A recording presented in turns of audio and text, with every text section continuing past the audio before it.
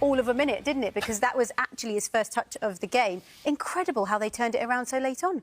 Well, it was. I mean, I've got to say they deserved to win the game over the 90-plus minutes. There's no doubt about it. They created the better chances. They always looked dangerous. Lloris made some great saves, actually, to keep Spurs in it. For Tottenham's point of view, they've just got to go up a few levels from when they're in the control of the ball is one thing. That means nothing nowadays. You've got to, in that last third, you've got to take some... They didn't create a real full chance today. So there's a lot of work still to be done at Tottenham. And I couldn't understand why they didn't get behind the ball in the last 7-8 minutes. They look tired, they're still pressing, they look so open. I thought that's the time when then Conte, of all coaches, you'd have thought, get behind the ball, make us... We haven't played well again. We'd have been sitting here saying, well, they haven't played well, but they got a point. And in the end, they look stretched when they should have really been in real contact with each other and compact. And they've paid the price. Jermaine, it must be the worst feeling as a player, and I said this to you as we were watching the full-time scenes, to lose a game late on like that when you're just so close to getting a point. The thing is, you know it's coming as a player. You're hoping you get away with it because you know as a team when you perform badly, but there's ways of managing the situation. I think that's what Glenn's, alluding to there in terms of they've not really pressed with any real intent throughout the whole game. They've kind of half-hearted the press most of the game, and then all of a sudden they're trying to press to nick the goal, and they've been caught out, and it's very almost against what you expect from Antonio Conte. But they, they're going to be really disappointed, but they've got to have a look at themselves. Weirdly enough, the points are on the board in the league, in the Premier League, that is, but their performances have been very much like that, very lethargic, very just almost look tired in games. Whether it's, a training situation that he's still pushing them too hard, I don't know, or whether there's players out of form. Either way, they've got to pick it up, and they've got to pick it up quick, because that was miles off, I think, what Antonio Conte and a lot of Spurs fans are expecting this season. And I'm sure the fans are also worrying what happens when they come up against tougher opposition, because it won't be so late for the opposition to score more goals if they don't create something earlier on. Yeah, I think both games were there for them. I think the Marseille game, you felt like the crowd was so up for it, and you think, just go first 20 to half an hour, just go and show what you're about. And it was the same again tonight. It just didn't feel like... It's all right being in a shape, but then from that shape, you have to then get out and you have to press people, you have to get in people's faces and make it difficult for them. And I felt they were just... Once they got back to shape, they just allowed Sporting to play. And I think that's where it came from. And obviously it's a sucker blow losing the 2 goals in so late. But I think it sort of warranted it, the game, really. And it could have been more, couldn't it, Glenn, if it wasn't for Hugo Lloris making a couple of decent saves. He's had a very good game, and without that, would have been on the end of a real thumping. But it's a good opportunity here that Perisic's a bit unlucky. He comes inside there. This is a wonderful save, because I think it's Dyer that's in front of Lloris as well. Just gets one step in, and he goes with the top hand, and you think the danger's over. Let's see it out, and then suddenly it's a wonderful ball in the corner. And there's a little bit of movement in there. And if you don't get there first, you're on offer in that 6-yard box. With that speed the ball's coming in, just got to get that first touch and you're in business. There's a lot of times you can pick the bones out of a set piece and criticise somebody for positionally not being in the right place, not being alert. There's not much I can see wrong with that, apart from probably someone might say, well, put someone on the back post. People don't not many teams put players on the back post anymore, for a reason. You try and catch teams offside and so on and so forth in the second phase. But that ball is whipped in with such kind of like pace, and it's flat, and it's a perfect kind of like moment coming together that's very difficult to defend. But it costs them. It's a clever run as well. He's come from the blind side, and I think you can't see him on your right hand shoulder. He comes across him, it's just too late because the ball was so good. Yeah. Oh, we're going to see it actually again now. Let's have a look at that one more time, because it was a goal that actually came out of nowhere, but you could almost feel it building as well. Yeah, we could. It actually came from that great save from Lloris, but like you say, there's so many men at that near post, and the quality of that ball, once he gets the first touch, it's game over. Spurs have scored important goals, haven't they, this season, from that near post position against Wolves and against Chelsea. They've been good offensively. Well, obviously, so late in the game, you can't come back.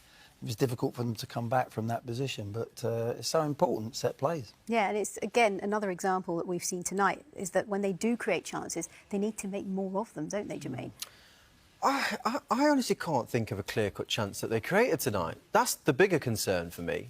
We're talking about a front 3, front 4 before the game that's so exciting. Who's going to play out Richarlison and Son, because I've got so many options to score so many goals. I don't think any of them played well at all. You know, Harry Kane's in that pot as well. Any chance that they created, there was miles offside. There was no real kind of like link-up and synergy in the way that they play. There was one. We all said it. We all spoke at the same time. There's only once today in this game where it went zip, zip, zip, 4 or 5 passes, and you thought, "Oh, that's good play." Yeah. They've got so much ability there. They've got to play quicker for me. I think they just play a little bit, hold on to the ball a little bit too. 1, 2, 3 touch, 1, 2, 3 touch. Till you get to the last third, then you've got licence to thrill. But you know, they were sort of very laborious in their passing. The 2 biggest chances came for Emerson Royale in the game, and he was, you know, one of the poorer players on the pitch from a defensive point of view, as we're probably going to see in the second goal. But you know, you want to get your goal scorers in these situations, and they were nowhere to be seen, and it's got to be a concern. It's all right going, "Oh, we're not playing well, and we'll try and keep clean sheets," but you know, I mean, we spoke about Son before the game. Is it time to bring him out? Well, is now the time, do you think? He's had another torrid game. Yeah. You know, I love him to bits. He's a fabulous player, but he's struggling. As that ball's coming to him, we've all been there.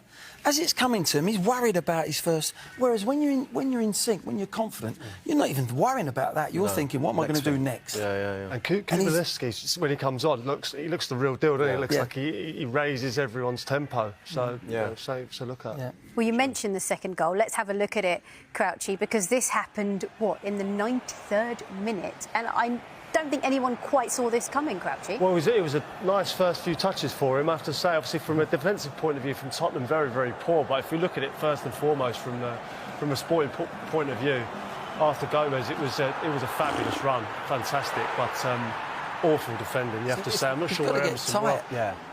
Emerson's got to get tight quicker there, Crouchy, isn't he? So many factors to it. You know, he's got to show him the line. I think, you know, people can get over it. So we've got a 2v1 situation. He just breezes past both of them.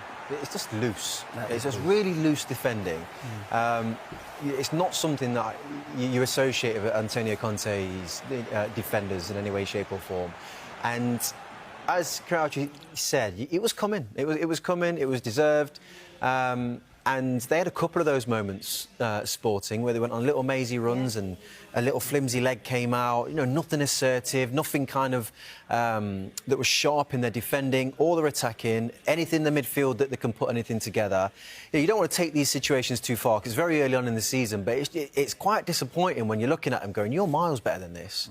And why are you all looking so tired, almost, in the way that you're playing game after game? And another player that actually had one of those moments you just mentioned, Glenn, was Marcus Edwards, because he came close, didn't he, in the first half? With a brilliant bit of skill. This was a bit of beauty on the football pitch, you know. He turns, it's tight. Look, 3 men round him, left to right foot, lovely little turn of place. Another diving in again, poor defending there from Davis, I think was there. You're just thinking, my word, what a goal this is going to be. And Lloris manages somehow to get a hand to it, and somehow it goes round the post. But what a run! Unbelievable run, wasn't it, really? And like, I think it's just sort of like his hand, it's like it's behind him, and it goes the other way, so it's a bit of luck as well from Lloris. But you know, if you watch what kind of like Marcus Edwards did today, a lot of the time, all of his movements were dropping into a little pocket where Eric Dyer was like, do I want to come out or not? He was never going to run in behind. So I don't know why, as a team, they're not just like, get right up the pitch. These two are never going to run in behind us because we're too quick. Win the ball higher. It always just seems... Today, it just seemed a bit like in between all of the right decisions they should be making.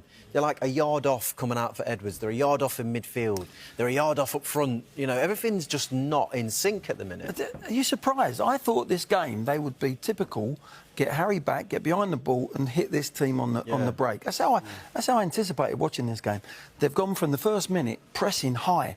And in the end, as the fatigue was getting in, they were getting stretched. More stretched, and it played into the Sporting's hand. For me, I thought this was going to be a typical game. We go away from Europe, quell the crowd, make it tight, then Son and they had players that you can hit and counter. It was the other way round today. I think against Marseille, they did that, and we were saying, why didn't they press at home? And it was like opposites to what I expected, for sure, and it hasn't come off from tonight. And we'll discuss it more in just a moment, but let's